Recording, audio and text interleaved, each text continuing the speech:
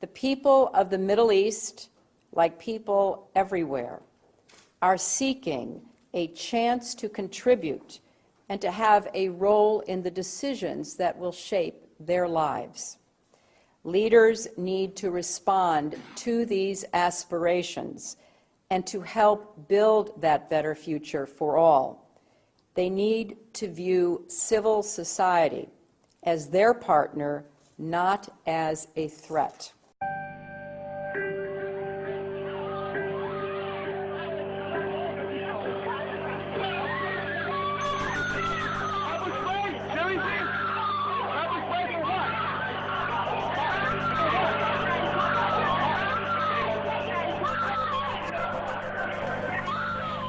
I want to take this opportunity to update the American people about the situation in Libya. Last month, protesters took to the streets across the country to demand their universal rights and a government that is accountable to them and responsive to their aspirations. But they were met with an iron fist. Freedom of assembly, freedom of expression, and freedom of the press. Come here. You want to get arrested or no? Are pillars of an open and inclusive society. There is a clear responsibility by the Egyptian government to hold accountable those responsible for these attacks.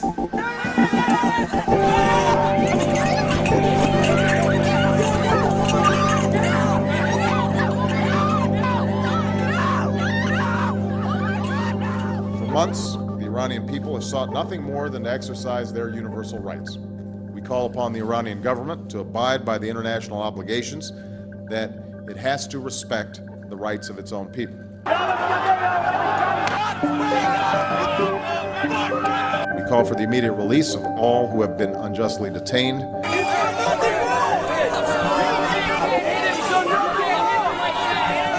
And I'm confident that history will be on the side of those who seek justice.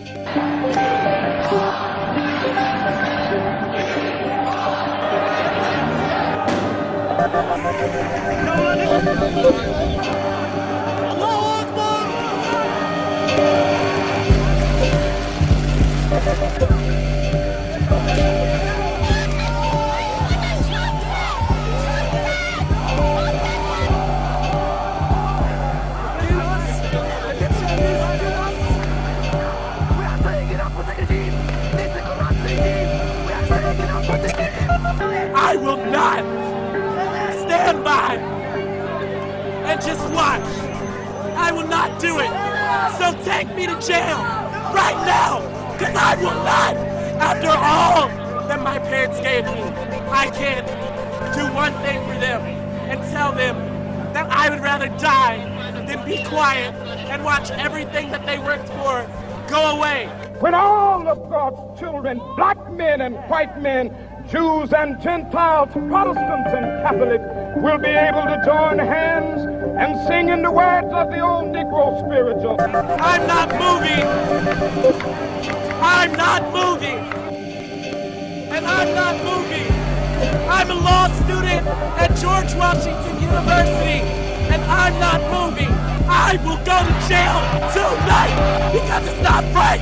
We are against violence, and we would call to account the Iranian government that is once again using its security forces and resorting to violence to prevent the free expression of ideas from their own people.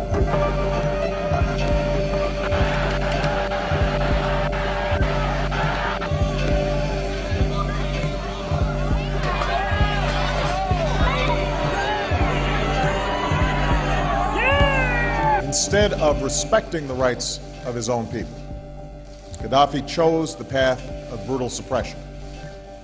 Innocent civilians were imprisoned. I have not been read my rights. I have not been told why I'm being detained. We want to know the people who are in there. We want to know all their names, what they're being charged with. And in some cases beaten. You can't breathe, officer. Please get off his neck. I need my inhaler. A campaign of intimidation and repression began.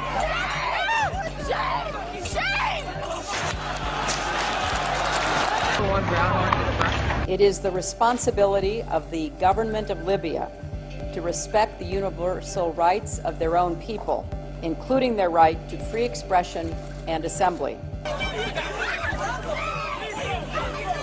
What's his badge number? What is his badge number? Demonstrators have been beaten, attacked. It is absolutely clear that the Syrian government is running out of time. Each new depiction of the abuses of the police on the First Amendment, the more people will show up here in New York City, and the more waves of occupation will spread across this country. And you should be proud of that, police, because you are participating in our media publicity campaign. Thank you for attending. What is absolutely clear is that we are witnessing history unfold. It's a moment of transformation that's taking place because the people of Egypt are calling for change. They've turned out in extraordinary numbers, representing all ages and all walks of life. But it's young people who've been at the forefront. A new generation, your generation, who want their voices to be heard.